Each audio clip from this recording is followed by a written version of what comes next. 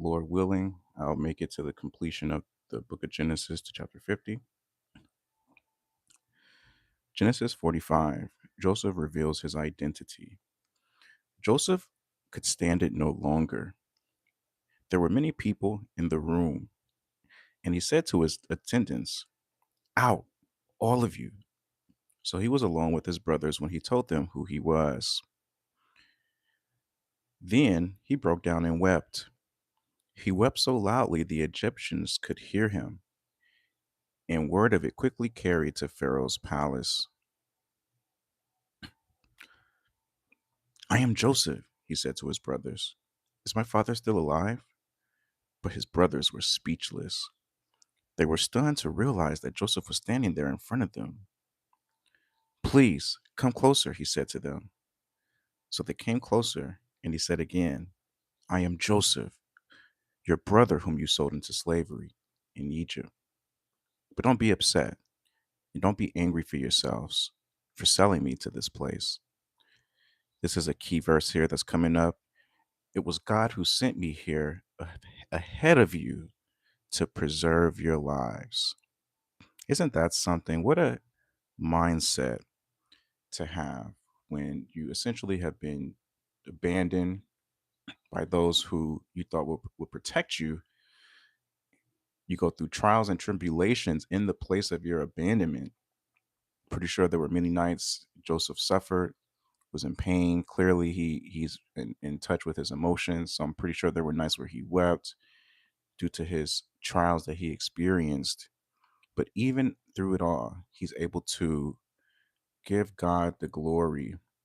Again, that orientation to the tree of life, that dependence, that reliance, that sort of honoring of the Lord in your human experience, and even to the extent of him extending the sufferings that he's endured for the preservation of his family's life, the same ones who betrayed him.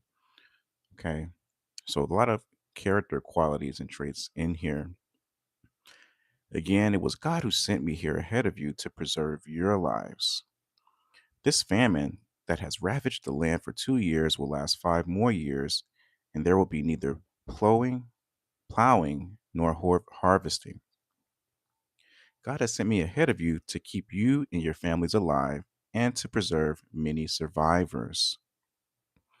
So it was God who sent me here, not you. And he is the one who made me an advisor to Pharaoh, the manager of his entire palace and the governor of all Egypt. Again, the tree of life orientation, acknowledging and honoring that it was God who orchestrated these chains of events that he had to suffer and that he had to endure as a result of his brothers selling him into slavery, abandoning him, leaving him for dead. He gives Joseph continues to give reverence to God. It was God who sent me here. It was God who sent me here. For the believers out there who may be going through trials and tribulations, always orienting yourself to acknowledging and honoring that it was God who sent you here. Now hurry back to my father and tell him, this is what your son Joseph says. God has made me master over all the land of Egypt. So come down to me immediately. You can live in the region of Goshen, where you can be near me with all your children and grandchildren, your flocks and herds and everything you own. I will take care of you there, for there are still 5 years of famine ahead of us. Otherwise, you and your household and all your animals will starve. Then Joseph added, Look, you can see for yourselves, and so can my brother Benjamin, that I really am Joseph. Go tell my father of all my honored position here in Egypt. I think this is key. The other siblings couldn't recognize that it was Joseph. They were astonished here. It says in 45, verse 4, verse 3. But his brothers were speechless. They were stunned to realize that Joseph was standing in front of them. So this whole time, they didn't even have the awareness or the insight to even recognize that it was Joseph. Okay. But Benjamin, Joseph added, he knew Benjamin could recognize it. So it just shows you how intricate and how complex human beings can truly be, right? In terms of their awareness and their sense of insight and wisdom, even in interpreting things that are just around them, all right? So it says here, Go tell my father of my honored position here in Egypt. Describe for him everything you have seen, and then bring my father here quickly." Weeping with joy, he embraced Benjamin, and Benjamin did the same. Then Joseph kissed each of his brothers and wept over them. And after that, they began talking freely with him. The news soon reached Pharaoh's palace. So, of course, everybody can't wait to tell it, um, can't tell of all the news that's going on, right? Um, I know, right? That's funny. Pharaoh said to Joseph, "Tell your brothers, this is what you must do. Load your pack animals and hurry back to the land of Canaan. Then get your father and all of your families and return here to me. I will give you the very best land in Egypt, and you will eat from the best that the land produces."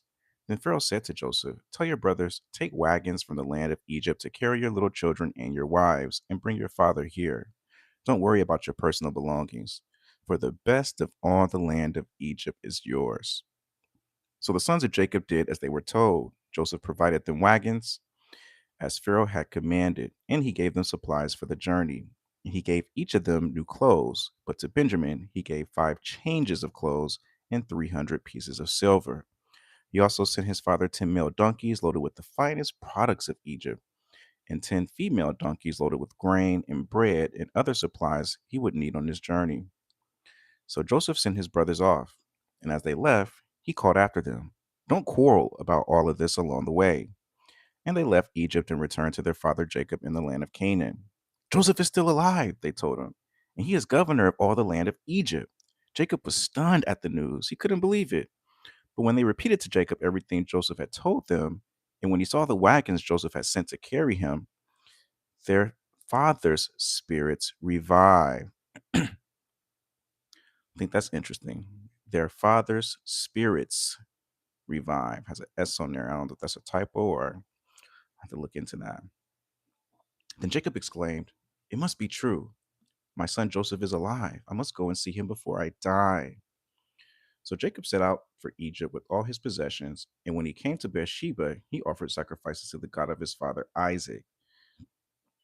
Again, Jacob, Joseph, the orientation of the tree of life, where you honor God, you reverence the Lord in your human experience. This sort of juxtaposes to a lot of sort of Esau's descendants early on, where they were men of innovation, of economy, and did not really give, nowhere in scripture do you see really any reverence to the Most High. During the night, God spoke to him in a vision. "Jacob, Jacob," he called. "Here I am," Jacob replied. "I am God, the God of your father," the voice said. "Do not be afraid to go down to Egypt, for there I will make your family into a great nation. I will go with you down to Egypt." This is key here. Most human beings, from their understanding, because we're selfish creatures, we only really base any wisdom and knowledge a lot of times off of our 5 senses if we don't have that strong connection to the spirit. But God is letting Jacob know that he is going with him down to Egypt. Maybe this is something that Jacob didn't know, right? He's probably thinking he's packing up his belongings, his possessions, he's getting his kids together, he's going down there to see his son. He's probably not thinking, which I'm sure he's honoring the Lord and God in his life, but he probably didn't know if God is coming with me on this trip. So God reassures him, "I will go with you down to Egypt." How awesome is that to know that the Most High, is with you, right? And He's coming with you. He's going to be with you, all right? "And I will bring you back again. You will die in Egypt, but Joseph will be with you to close your eyes." So Jacob left Beersheba, and his sons took him to Egypt. They carried him and their little ones and their wives in the wagons Pharaoh had provided for them. They also took all their livestock and all the personal belongings they had acquired in the land of Canaan. Okay, so Jacob and his entire family went to Egypt. Sons and grandsons, daughters and granddaughters, all his descendants. These are the names of the descendants of Israel, sons of Jacob, who went down to Egypt. Reuben was Jacob's oldest son. So Reuben was the oldest. The sons of Reuben were Hanok, Palu, Hezron, and Carmi.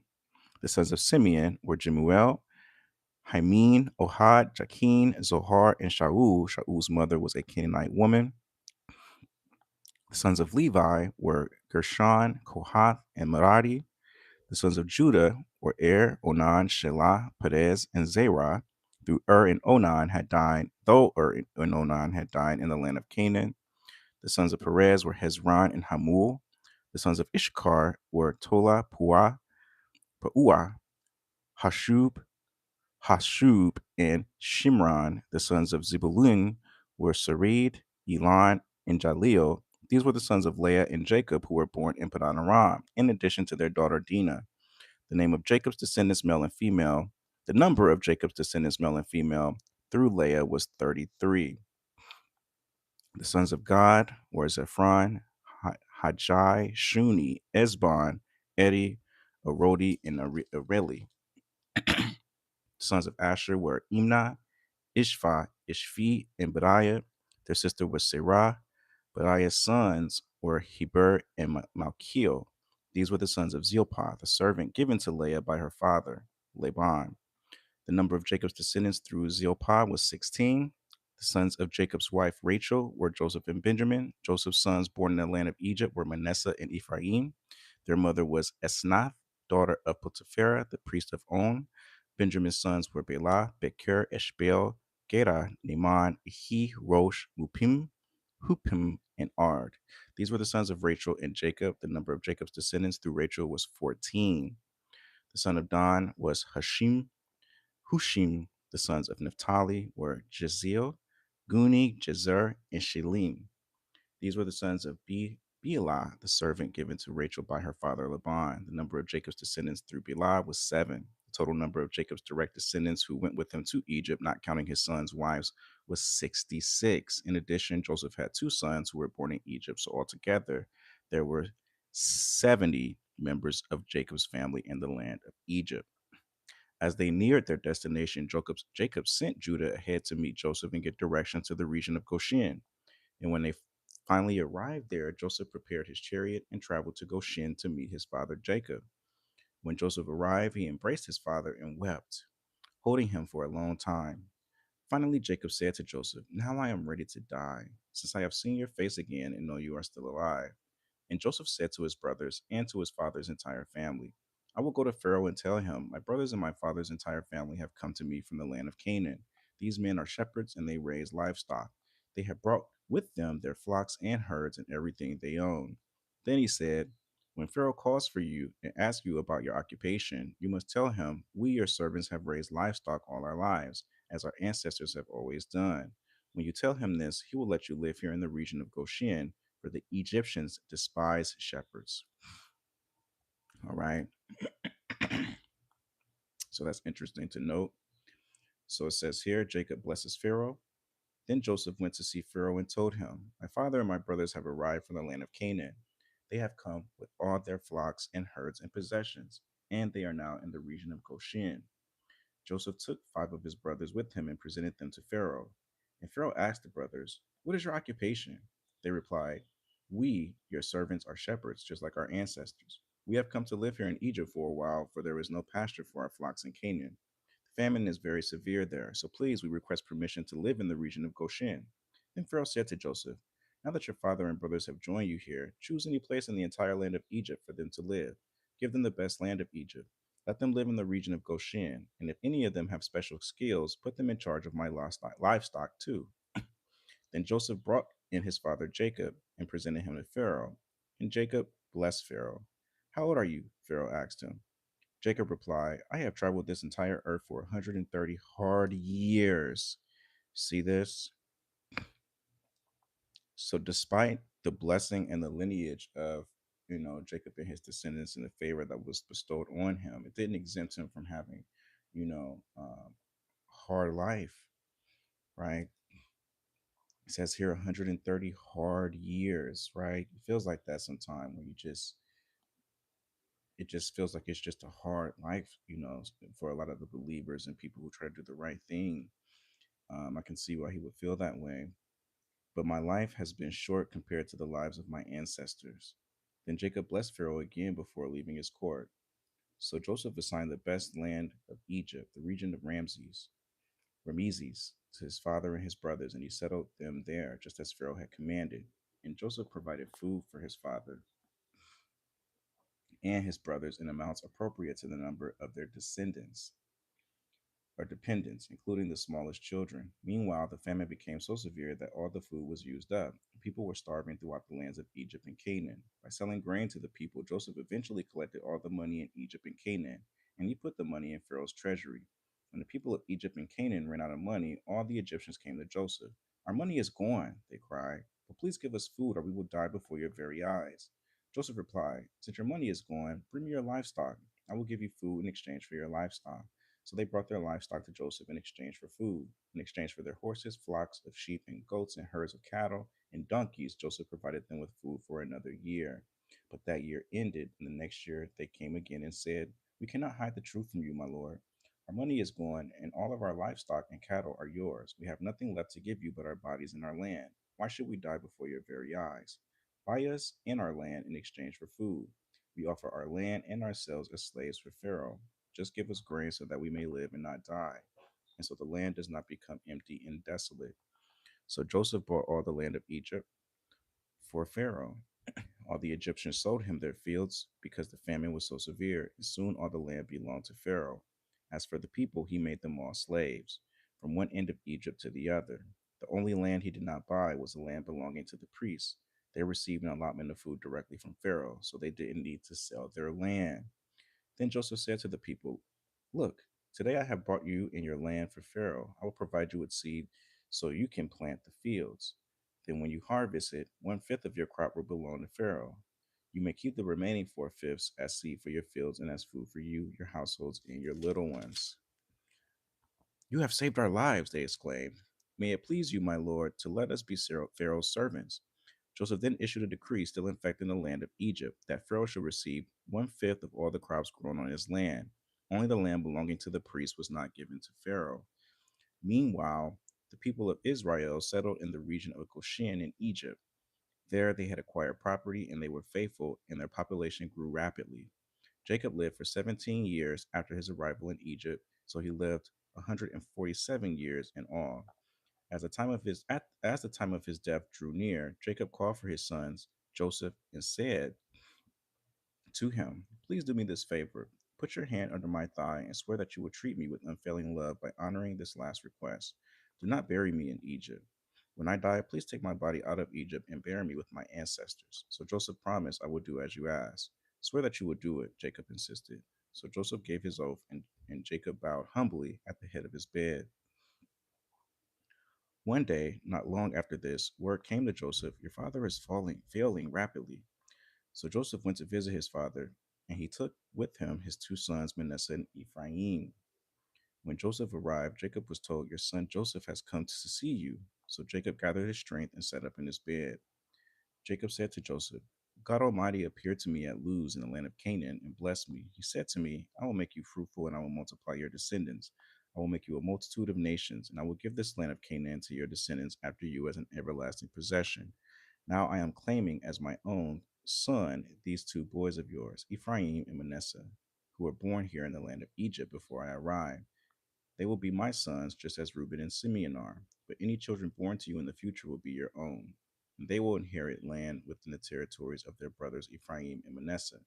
Long ago, as I was returning from Padan Aram, Rachel died in the land of Canaan. We were still on the way some distance from Ephraim, that is Bethlehem. So with great sorrow, I buried her there beside the road to Ephraim. Then Jacob looked over at the two boys. Are these your sons? He asked. Yes, Joseph told him. These are the sons God has given me here in Egypt. And Jacob said, bring them closer to me so I can bless them. Jacob was half blind because of his age and could hardly see. Sound familiar? This was sort of really similar to Isaac, right? When Isaac was blessing or giving his last blessing um, to Jacob, which he thought was Esau, right? He lost his sight, right? See how that stuff kind of comes back around.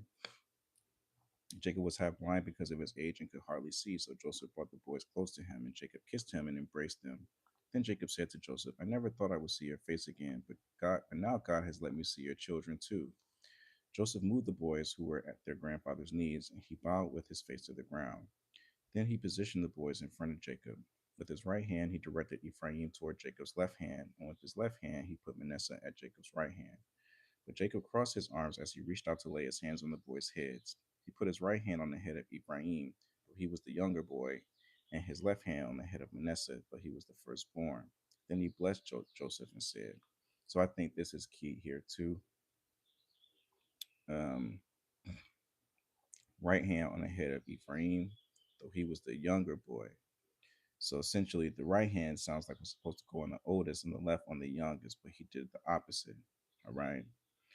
Then he blessed Joseph and said, may the God before whom my grandfather Abraham and father Isaac walked, the God who has been my shepherd all my life to this very day, the angel who has redeemed me from all harm, may he bless these boys. This is such a beautiful blessing right here. Genesis 48, verse 15. May they preserve my name and the names of Abraham and Isaac, and may their descendants multiply greatly throughout the earth. But Joseph was upset when he saw that his father placed his right hand on Ephraim's head. So Joseph lifted it to move it from Ephraim's head to Manasseh's head. No, my father, he said, this one is the firstborn. Put your right hand on his head. But his father refused. I know, my son. I know, he replied. Manasseh will also become a great people, but his younger brother will become even greater.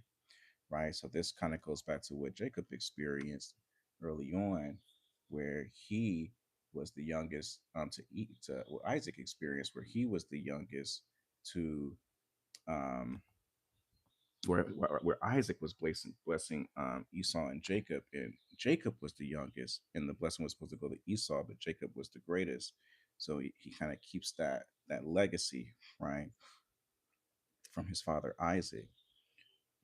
So it says here, but his father refused. I know, my son. I know, he replied. Manasseh will also become a great people, but his younger brother will become even greater, and his descendants will become a multitude of nations. So Jacob blessed the boys that day with this blessing. The people of Israel will use your names when they give a blessing. They will say, may God make you as prosperous as Ephraim and Manasseh. In this way, Jacob put Ephraim ahead of Manasseh.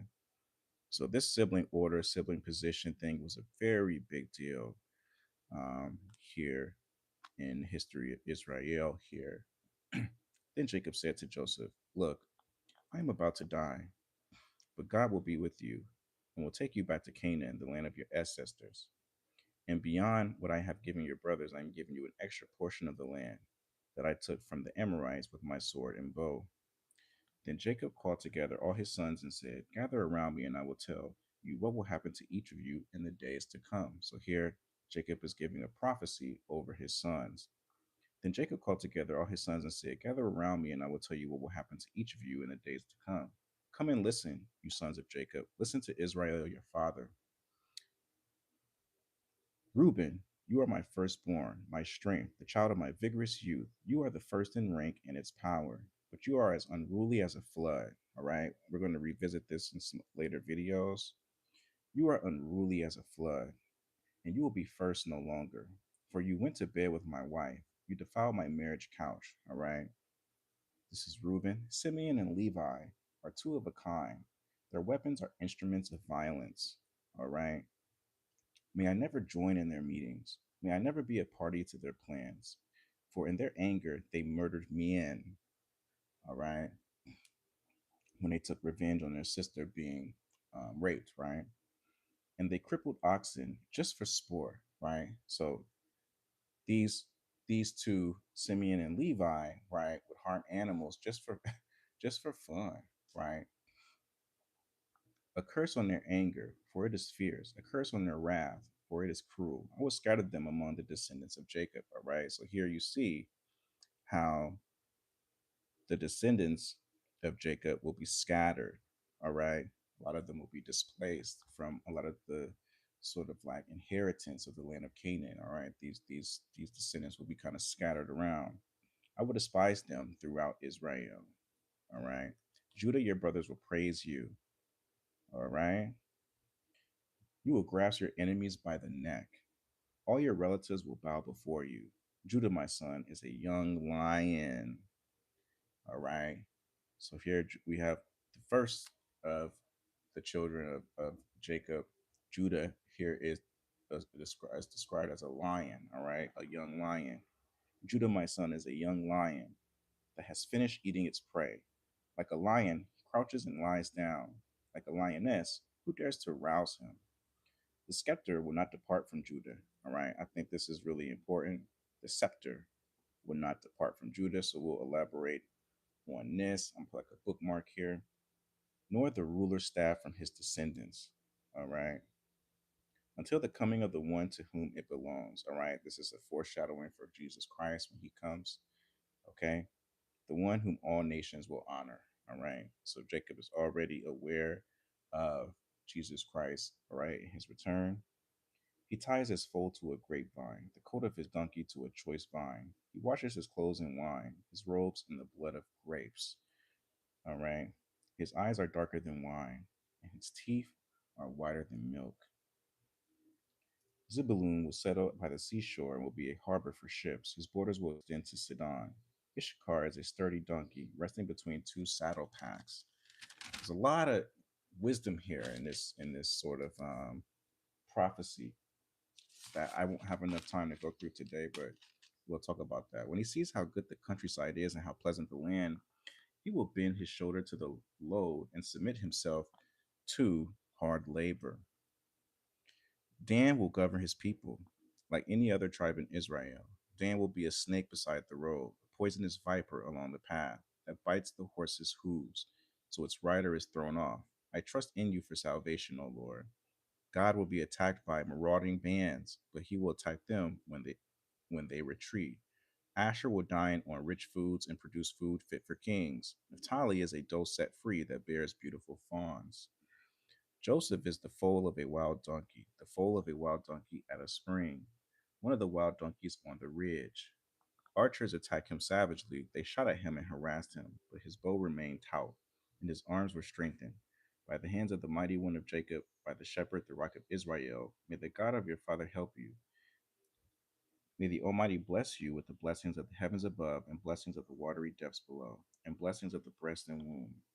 May my fatherly blessings on you surpass the blessings of my ancestors, reaching to the heights of the eternal hills. May these blessings rest on the head of Joseph, who was a prince among his brothers. Benjamin is a ravenous wolf, devouring his enemies in the morning and dividing his plunder in the evening. These are the 12 tribes of Israel. And this is what their father said as he told his sons goodbye. He blessed each one with an appropriate message. Then Jacob instructed them, soon I will die and join my ancestors. Bury me with my father and grandfather in the cave of the field, in the field of Ephron the Hittite. This is the cave in the field of Machpelah near Mamre in Canaan, that Abraham brought from Ephron the Hittite as a permanent burial site. There Abraham and his wife are buried. His wife Sarah are buried. There Isaac and his wife Rebekah are buried. And there I buried Leah. It is the plot of land and the cave that my grandfather Abraham brought from the Hittites. When Jacob had finished this charge to his sons, he drew his feet into the bed, breathed his last, and joined his ancestors in death. Joseph threw himself on his father and wept over him and kissed him. Then Joseph told the physicians who served him to embalm his father's body. So Jacob was embalmed. The embalming process took the usual 40 days, and the Egyptians mourned his death for 70 days. When the period of mourning was over, Joseph approached Pharaoh's advisors and said, please do me this favor and speak to Pharaoh on my behalf. Tell him that my father made me swear an oath. He said to me, listen, I am about to die. Take my body back to the land of Canaan and bury me in the tomb I prepared for myself. So please allow me to go and bury my father. After his burial, I will return without delay. Pharaoh agreed to Joseph's request. Go and bury your father as he had made you promise, he said. So Joseph went up to bury his father. He was accompanied by all of Pharaoh's officials, all the senior members of Pharaoh's household, and all of the senior officers of Egypt. Joseph also took his entire household and his brothers and their households, but they left their little children and flocks and herds in the land of Goshen. A great number of chariots and charioteers accompanied Joseph. When they arrived at the threshing floor at Atad near the Jordan River, they held a very great and solemn memorial service with a 7 day period of mourning for Joseph's father. The local residents, the Canaanites, watched the mourning at the threshing floor of Atad. Then they renamed that place, which is near the Jordan, Abel Mizraim, for they said, this is a place of deep mourning for these Egyptians. So Jacob's sons did as he had commanded them. He carried his body to the land of Canaan and buried him in the cave in the field of Machpelah near Mamre. This is the cave that Abraham had brought as a permanent burial site from Ephron the Hittite. After burying Jacob, Joseph returned to Egypt with his brothers and all who had accompanied him to his father's burial. But now that their father was dead, Joseph's brothers became fearful. Now Joseph will show his anger and pay us back for all the wrong we did to him, they said.